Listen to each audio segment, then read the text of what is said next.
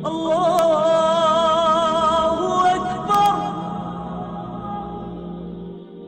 اللہ الرحمن الرحیم۔ عظیم حکمران۔ یہ واقعہ امیر المومنین حضرت عمر بن عبدالعزیز رحمۃ اللہ کے دور حکومت کا ہی نہیں بلکہ مسلمانوں کے خلیفہ یعنی عمر بن عبدالعزیز رحمۃ اللہ کے اپنے گھر کا ہے۔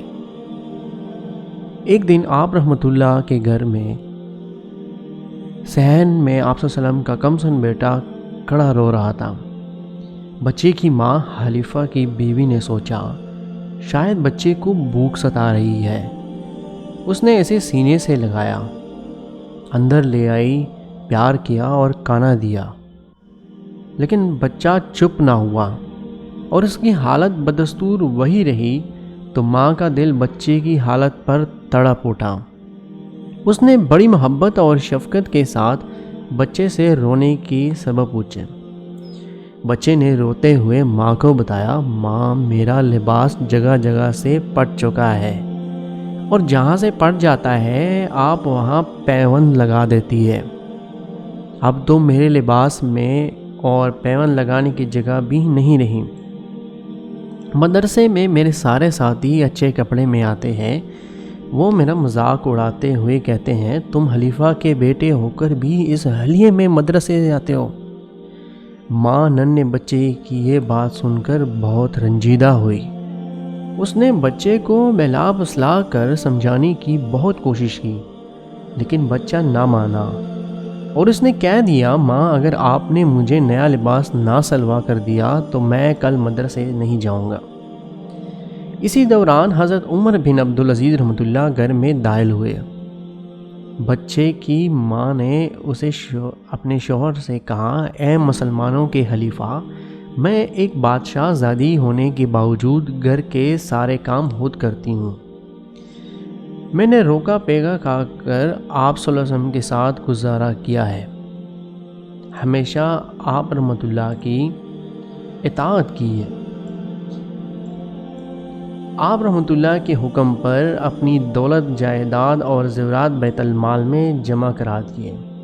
آپ رحمۃ اللہ سے کبھی کوئی فرمائش نہیں کی، لیکن میں یہ برداشت نہیں کر سکتی کہ میرے لخت جگر کو مدرسے میں اپنے پٹے پرانے لباس کی وجہ سے شرمندہ ہونا پڑے، لہٰذا آپ رحمۃ اللہ آج ہی میرے بیٹے کے لیے ایک نئے لباس کا انتظام کریں۔